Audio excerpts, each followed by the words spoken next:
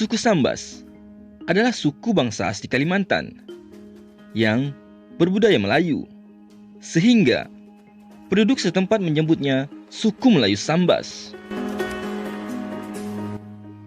Suku Melayu Sambas menempati sebagian besar wilayah Kabupaten Sambas, Kabupaten Bengkayang, Kota Singkawang, dan Kabupaten Mempawah, serta sebagian kecil tersebar di Provinsi Kepulauan Riau dan Sarawak, Malaysia.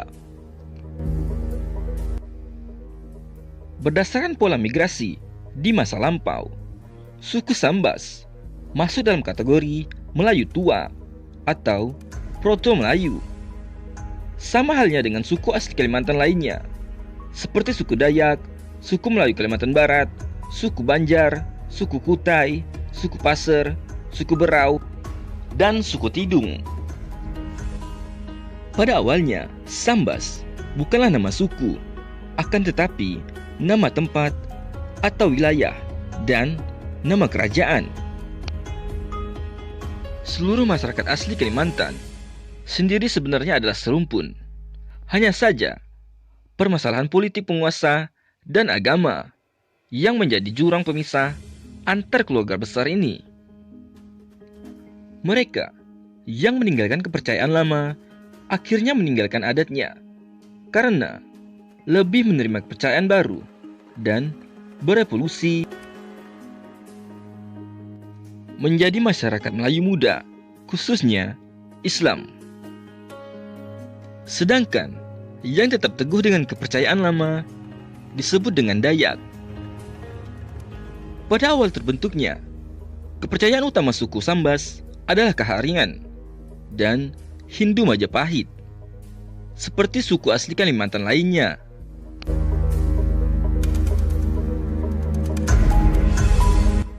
Namun, berkembangnya kerajaan Islam di pesisir barat Pulau Kalimantan menyebabkan agama Islam dengan cepat menyebar di kalangan suku Sambas. Perubahan suku Sambas secara drastis dapat dilihat setelah memeluk Islam. Kebudayaan Melayu yang dianggap lebih beradab membantu menghilangkan budaya lama pada suku Sambas dengan cepat. Akibatnya, orang lebih yakin Sambas adalah Melayu. Tentu saja, segala hal dalam adat lawas dianggap syirik atau bertentangan dengan agama, jadi harus dimusnahkan dan ditinggalkan. Oleh karena itulah, suku Melayu Sambas diklasifikasikan ke dalam suku asli Kalimantan yang berbudaya Melayu, atau suku Dayak yang telah mengalami Islamisasi atau dikenal dengan Senganan. Dan suku Melayu Sambas menyebut suku Dayak dengan istilah Insanak tua, yang artinya saudara tua, karena masih satu leluhur. Bahasa Sambas sangat mudah dipahami, apalagi bagi orang yang mendengar orang Betawi berbicara. Masyarakat Sambas secara budaya dan intelektual adalah yang terkemuka di Kalimantan Barat.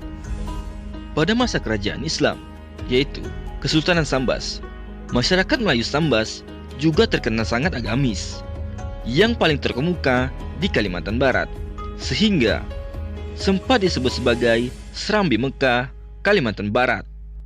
Bahkan, ulama-ulama Islam dari Kesultanan Sambas telah ada yang sekaliber internasional. Misalnya, pada abad ke-19 Masehi, ada ulama Kesultanan Sambas yang bernama Syekh Kati Ahmad As-Sambasi, yang menjadi ulama di Mekah Al-Mukarramah dan menjadi pemimpin ulama-ulama Nusantara yang menuntut ilmu agama di Mekah. Kemudian, pada abad ke-20, ada ulama Kesultanan Sambas bernama Syekh Muhammad Basuni Imran. Adalah lulusan Al-Azhar Kairo yang terkenal di Timur Tengah.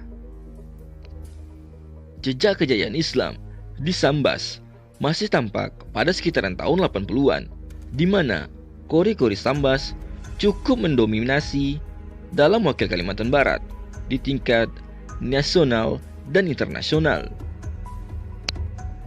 Ketika era Belanda masuk ke Indonesia dan masuk ke wilayah Kalimantan Barat, barulah dimulai era perselisihan akibat dibenturkan oleh politik divide et impera. Politik divide et impera ini yang membuat perbedaan-perbedaan menjadi semakin meruncing, khususnya perbedaan agama.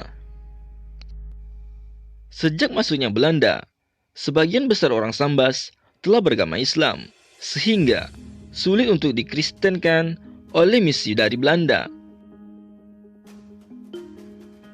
Belanda akhirnya menggarap sebagian besar masyarakat yang berada di pedalaman, yang masih beragama Hindu Karingan. Alhasil, penduduk pedalaman yang tadinya Hindu Dayak, banyak yang menjadi pemeluk agama Kristen Katolik dan Kristen Protestan. Penyebaran Islam yang tidak sampai ke pedalaman, sehingga banyak penduduk di bagian paling dalam tidak tersentuh misi Islam.